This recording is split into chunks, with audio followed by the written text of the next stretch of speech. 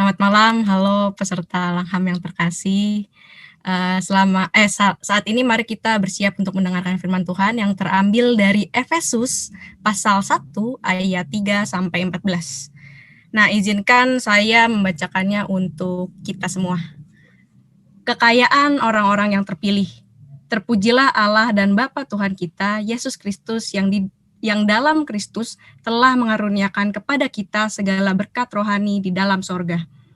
Sebab di dalam Dia, Allah telah memilih kita sebelum dunia dijadikan, supaya kita kudus dan tak bercacat di hadapannya.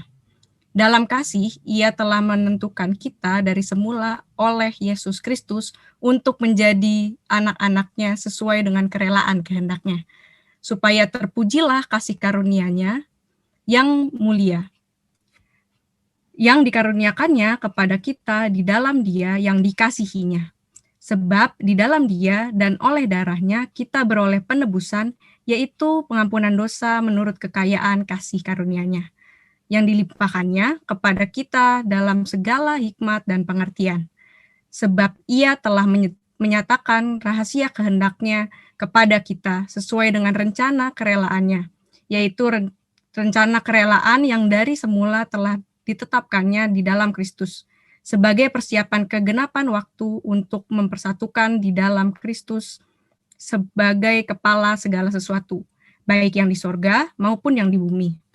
Aku katakan di dalam Kristus, karena di dalam Dia-lah kami mendapat bagian yang dijanjikan.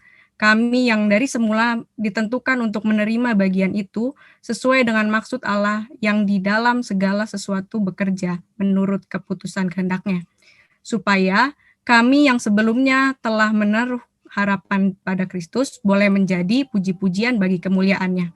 Di dalam Dia kamu juga, karena kamu telah mendengar firman kebenaran, yaitu Injil keselamatanmu, di dalam Dia kamu juga ketika kamu percaya dimeteraikan dengan Roh Kudus yang dijanjikannya itu. Dan Roh Kudus itu adalah jaminan bagi kita sampai kita memperoleh seluruhnya, yaitu penebusan yang menjadikan kita milik Allah untuk memuji kemuliaan-Nya. Nah, rekan-rekan, saya mau nanya nih, pernah nggak sih teman-teman dengar aplikasi yang lagi hit sekarang ini? Nama aplikasinya itu Clubhouse, teman-teman. Ya, semacam sosial media seperti IG, Facebook, Twitter. Cuma untuk bergabung dalam aplikasi ini hanya orang-orang yang terpilih aja, teman-teman. Kenapa? Karena yang bisa bergabung saat ini sih syaratnya harus menggunakan iPhone. Terus kalau gitu udah punya iPhone pun belum tentu bisa tergabung dalam aplikasi ini.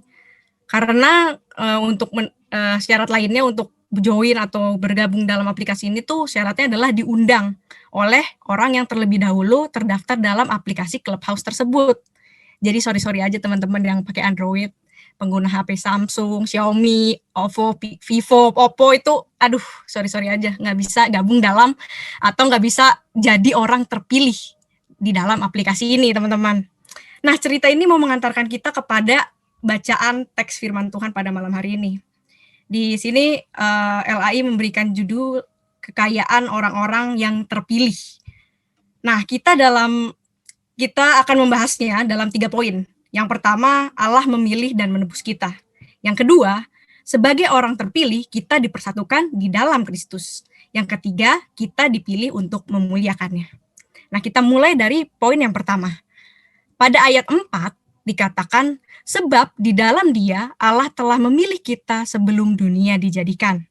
Nah, teman-teman, mendengar kata memilih, apa sih artinya sebenarnya? Kalau di KBBI saya lihat disebutkan memilih itu adalah menentukan sesuatu yang dianggap sesuai dengan kesukaan, baik itu selera ataupun sebagainya gitu ya. Terus kalau gitu ada syarat dong untuk menjadi pilihan. Nah, syarat untuk bisa dipilih Allah tuh sebenarnya apa ya, teman-teman? Masih di ayat 4, teman-teman bisa melihat bahwa Paulus menyebutkan syaratnya adalah kudus dan tak bercacat. Tapi teman-teman, kalau kita perhatikan di sana, kata-kata yang dipakai sama Paulus itu adalah kata supaya kita, bukan karena kita. Jadi sebenarnya Allah memilih kita dengan tujuan menguduskan kita. Karena Allah Maha Kudus dan gak bisa bersatu dengan dosa. Yaitu kita kan berdosa ya teman-teman. Dan kita semua setuju ya kita itu manusia yang berdosa. Nah, terus gimana dong Allah menguduskan kita?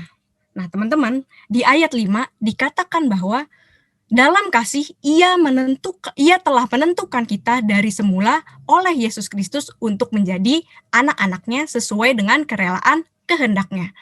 Jadi Allah menguduskan kita di dalam kasih.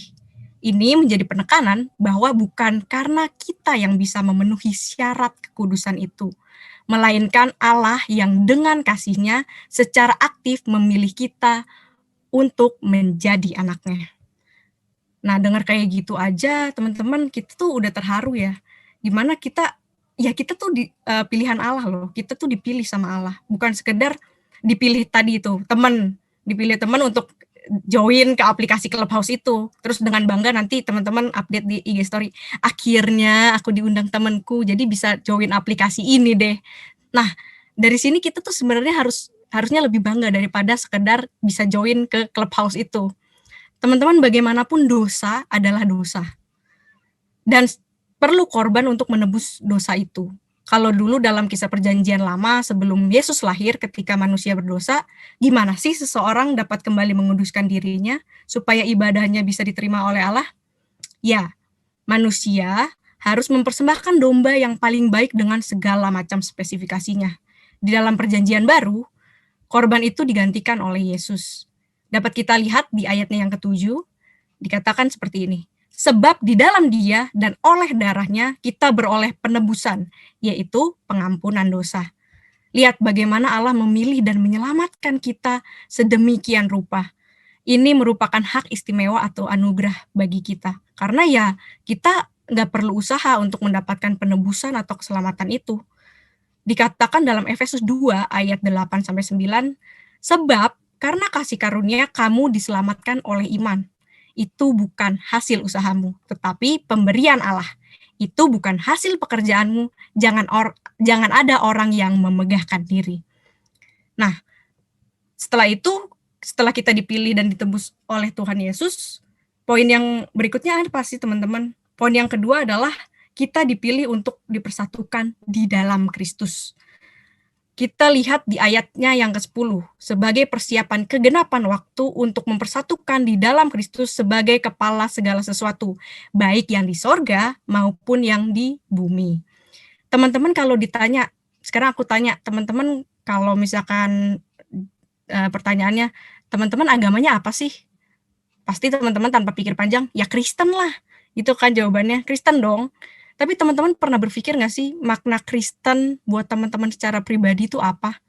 Apakah hanya sekedar agama? Buat saya Kristen bukan sekedar agama. Saya mengimani dan menikmati arti Kristen adalah pengikut Kristus. Saya sebagai orang Kristen sudah ditebus oleh darah Kristus, yang artinya ada Kristus di dalam diri saya. Saya harus melibatkan Kristus dan menjadikan Kristus sebagai kepala atau pemimpin dalam seluruh aspek kehidupan saya. Kalau saat ini saya kerja, kuliah, ya kalau Tuhan Yesus di posisi saya, Tuhan Yesus bakal ngapain ya? Kondisinya di kantor atau di kampus ya. Sekarang ini kan lagi trennya WFH. Terus kalau misalkan kita nyolong-nyolong waktu untuk nonton YouTube, scroll IG, scroll TikTok seharian, bisa aja teman-teman. Toh juga bos atau dosen kita nggak bakal tahu kan. Atau kalau kita di rumah lah, di dalam keluarga. Nah, ceritanya ini kan hari Minggu ya, hari Minggu terus hari istirahat teman-teman. Terus tiba-tiba saya ngelihat ibu saya nih lagi kesulitan ngoperasiin Zoom, padahal dia mau PMJ atau rapat koordinasi majelis. Terus dia bilang, Mbak ini gimana sih caranya? Terus, ya gila Bu, ini kan gampang. Terus ini kan hari Minggu, nggak bisa lah ibu lihat saya istirahat sebentar gitu. Kenapa harus ganggu gitu kan? Tapi apakah Kristus akan melakukan itu ketika dia melihat ibu saya kesusahan? Tentunya enggak, teman-teman. Nah, di sini kita sebagai orang yang sudah ditebus dan dipersatukan di dalam Kristus, maka haruslah kita menyediakan diri untuk dipimpin dengan menjadikan Kristus sebagai kepala. Dan kita itu tubuhnya. Kepala kan isinya otak ya teman-teman, yang mengendalikan semua kinerja tubuh kita. Maka dari itu, let Christ take our the control of our life gitu. Jadi jangan sampai kita mengendalikan diri dan terhadap diri kita sendiri, tetapi mengesampingkan Tuhan, seperti itu. Nah, di poin yang ketiga, so what's next? Apa selanjutnya? Udah dipilih, ditebus, dipersatukan di dalam Kristus, udah deh selesai gitu aja. Kan enak ya, diem-diem aja, udah diselamatkan nih, terus ya udah diem-diem aja. Kalau kata komen di IG atau TikTok, sopankah begitu? Udah diselamatkan, kamu diem-diem aja gitu. Ini bukan tentang sopan atau nggak tahu diri sih, tapi menjalani hidup yang sudah diselamatkan pasti berbeda dengan menjalani hidup sebelum menikmati keselamatan atau ketika kita masih hidup di dalam dosa. Orang yang sudah diselamatkan pasti nggak bisa diem dan seenaknya aja. Paulus di dalam perikop yang saat ini kita baca, menariknya Paulus memulai dengan penulisan ini dengan pesan pada perikop ini, yaitu dengan inti kata yang sama saat ia mengakhiri pesan dalam perikop ini. Di ayat 3, Paulus sebagai orang yang sudah menikmati keselamatan dari kisahnya Saulus menjadi Paulus, ia mengawali perikop ini dengan memuji Allah. Dikatakan di ayat yang ketiga, terpujilah Allah. Dan di ayat yang ke-14, Paulus mengakhiri perikop ini dengan kalimat untuk memuji kemuliaannya. Apa maknanya bagi teman-teman? Di sini kita dapat dengan mudah melihat maksud perikop ini, bahwa kita dipilih, ditebus, dan dipersatukan di dalam Kristus itu untuk sebuah tujuan, yaitu memuliakan Allah.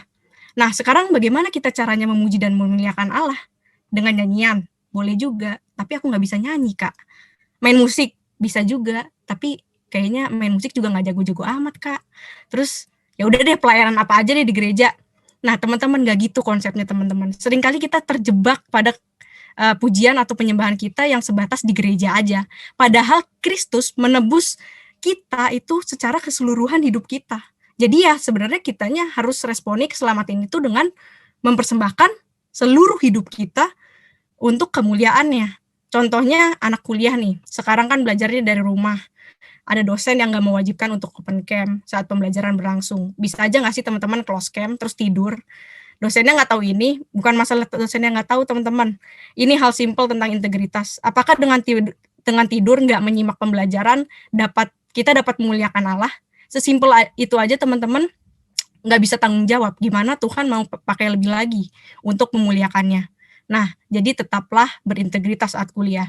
Terus yang kerja, kalau hambatan saya nih, selama WFH, memuliakan Allah itu, saya tuh terhambatnya karena saya seringnya ngeluh gitu.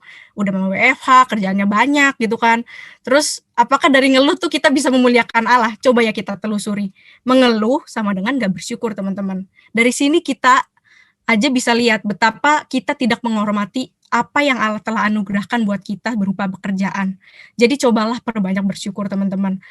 Nah, itu semua kan memuliakan Allah secara pribadi ya. Di dalam hal ini, seharusnya kita bisa mengajak orang lain juga untuk dapat memuliakan Allah. Di ayat 13 dikatakan, kamu telah mendengar firman kebenaran, yaitu Injil keselamatanmu. Dengan kata lain, kita dipilih untuk mendapatkan kesempatan mendengarkan Injil kebenaran. Terus gimana dong kalau orang yang nggak dapat kesempatan untuk dengar Injil kebenaran itu? Ya udah, kita ceritain dong. Kita bisa jadi alatnya Tuhan untuk dipakai memberitakan firman Tuhan. Nah, saya punya teman, sebut aja namanya Valen. Nah, suatu saat dia chat random, bilang ke saya kayak gini, Kak, lo harus cobain banget mie babi terenak di Bogor. Terus akhirnya saya tergugah ya. Terus akhirnya saya makan tuh, ajak keluarga lah gitu kan. Ayo kita kulineran di sini gitu kan. Terus saya ajak, kemudian saya makan tuh. Nah, ini si Valen nih beneran reviewnya jujur, teman-teman. Bukan karena itu resto punya temannya Kak Excel, tapi ini jujur, itu enak. Terus kita sekeluarga jadinya memuji gitu. Wah gila nih, mie babi enak banget, mantap banget gitu kan. Terus bapak saya keluar dari resto itu bilang ke koko-koko penjaganya atau yang punya restorannya. Dia bilang, mantap kok mie-nya, sukses ya katanya gitu. Nah dari sini teman-teman kita bisa melihat bahwa gimana Valen sudah menikmati rasa mie babi itu, kemudian dia bisa share ke saya dan keluarga saya, jadi memuji mie babi itu juga, bukan memuji babi, memuji mie babi itu juga kan, rasa mie babi itu. Nah, itu dia yang saya bilang ya, kita juga bisa menceritakan Injil kebenaran itu sama seperti kita kalau kita lagi makan enak, terus kita harus ceritain nih ke teman-teman semua supaya teman-teman yang lain bisa ikutin atau merasakan itu gitu kan. Saya juga punya cerita dari teman saya dari gereja lain, dia share pembinaan gitu ke saya. Terus saya bilang, kayaknya nggak bisa deh, soalnya saya udah dapat pembinaan dari gereja saya, udah cukup lengkap, saya bilang gitu. Soalnya ada kafe, saya ceritain ada KTB, terus saya ceritain juga ada Langham gitu kan, endorse sedikit. Nah, di sini dia bilang ke saya, wah enak banget di gereja lu ya, udah lengkap gitu. Nah, tapi Tunggi, gue tuh rindu tahu bisa pembinaan gitu. Lu ikut dong pembinaan ini. Terus saya mikir, oh gitu ya. Saya udah menikmati keenakan dari pembinaan yang ada di gereja saya ini nih. Nah, mulai nih saya masuk. Bukan minta dia ikut untuk Langham, tapi mungkin nanti ya setelah ini gitu kan. Nah, jadi saya ngajak nih teman saya, ya udah kita ikut bikin KTB aja gitu kan. Ya udah kita bikin KTB bertiga sama teman saya. Nah, tujuan utamanya ya sebenarnya untuk supaya kita bisa bahas firman Tuhan. Kita punya wadah untuk memuliakan Tuhan bersama-sama. Teman-teman sadar nggak sih, teman-teman yang saat ini bergabung dalam Zoom ini, ikut dalam program Langham ini, saya, teman-teman, dan kita semua adalah orang yang terpilih untuk bisa belajar firman Tuhan secara mendalam. Nah, terlepas dari perdebatan ada orang yang dipilih atau yang nggak terpilih, itu bukan urusan kita lagi. Itu adalah otoritas Allah sepenuhnya, teman-teman. Tapi kita sebagai orang yang sudah dipilih, ditebus, dan sudah menikmati keselamatan itu, seharusnya kasih Allah juga lah yang mendorong kita untuk dapat memberitakan Injil keselamatan itu kepada sesama. Nah, izinkan saya untuk menutup sharing pada malam hari ini dengan sebuah pantun. Pergi ke Jogja naik kereta, pas di jalan ketemu Atta dan Rahel V-nya. Allah telah memilih dan menebus kita, maukah kita memuliakannya? Tuhan Yesus memampukan dan menyertai kita semua. Amin.